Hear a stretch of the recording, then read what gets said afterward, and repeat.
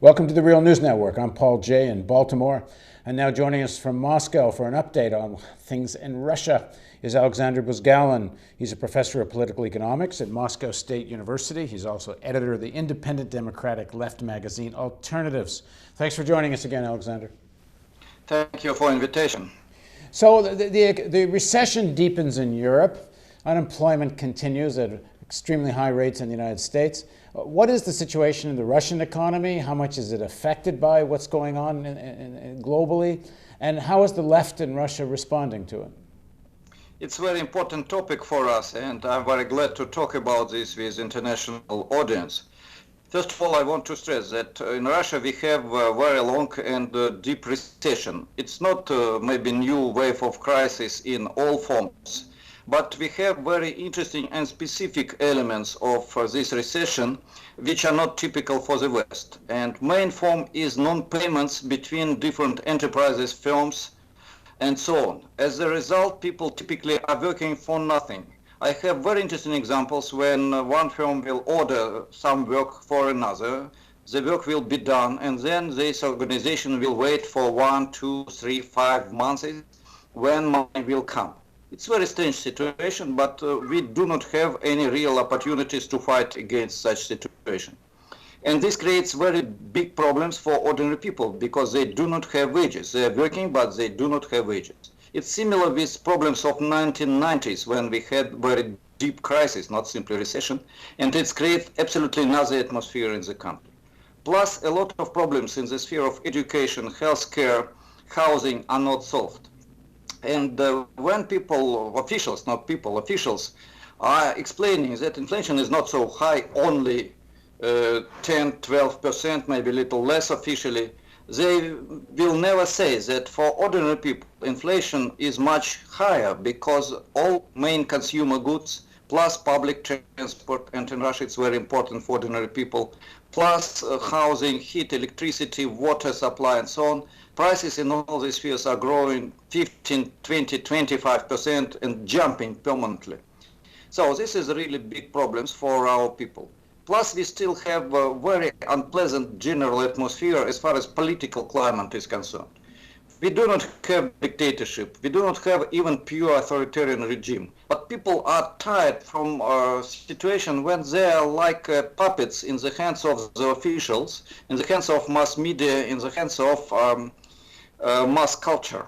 And this is a very unpleasant situation for many Russians who became more citizens after rallies which took place last winter and spring, when we had up to 100,000 people on demonstrations in main squares, and it was really important, and spirit of these rallies were very unusual, because ordinary Russians understood that they are real members of civil society, maybe first time after many years.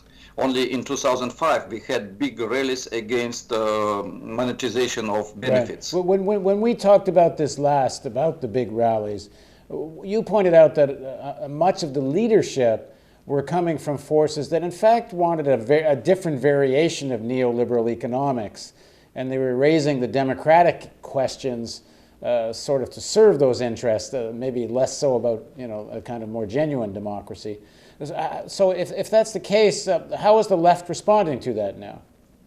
It's very important that you ask this question, because the last rally, which took place September 15th, had officially 12,000 participants. Really, it was maybe 2 times bigger, but still not as big as before. And the whole atmosphere was not so enthusiastic as before.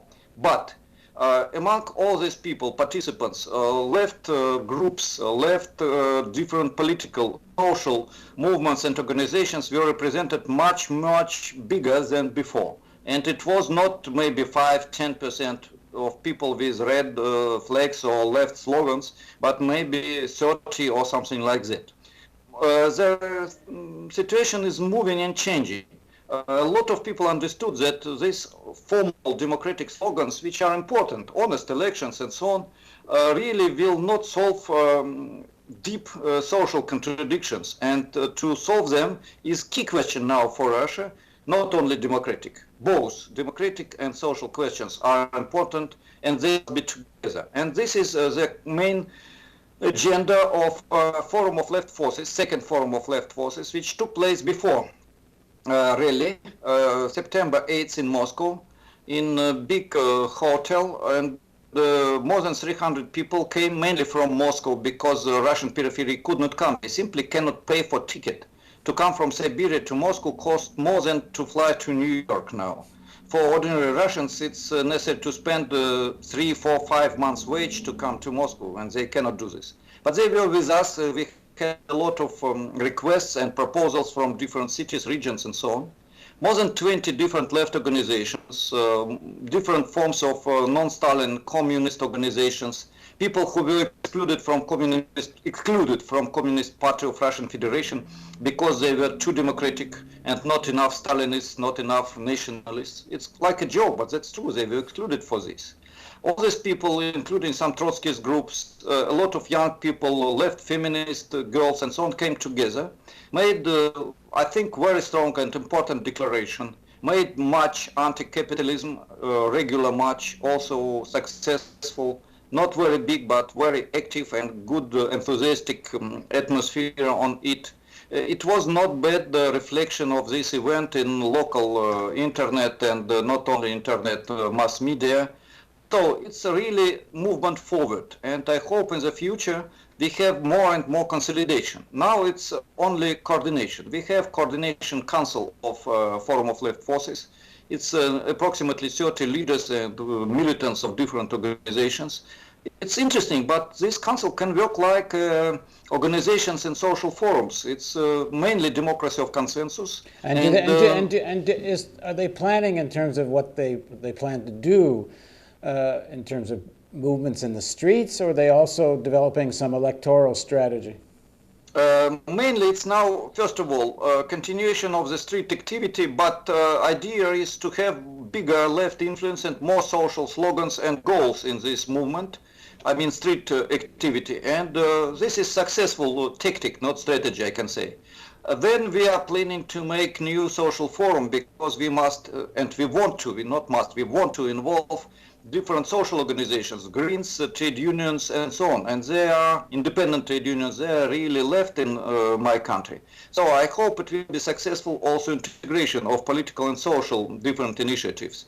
I'm afraid to make very optimistic prognosis in Russia because we have very strong oppression from different sides, from authorities, from even mass media who are trying not to show that we exist, from even opposition, because for Communist Party and Just Russia, they are thinking that we are competitors, and we are not. We want to work with them, and we are trying to do this, and sometimes successfully.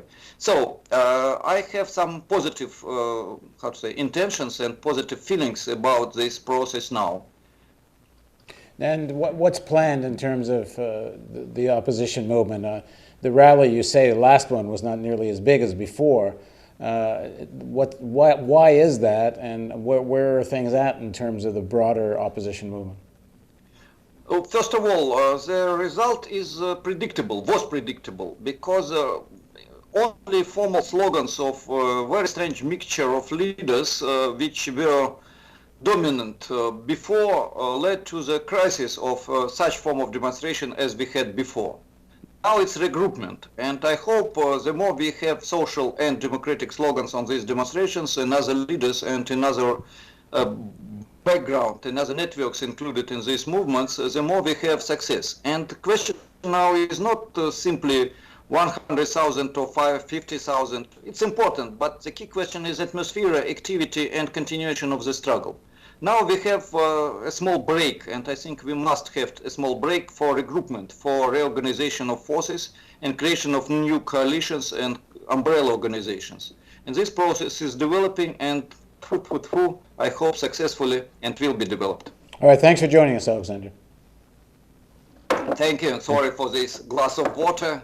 It's not so simple at the end of the day to talk, but I was very, very glad to have this interview, and I hope to continue cooperation. Thank you. Goodbye. Thanks, and thank you for joining us on the Real News Network.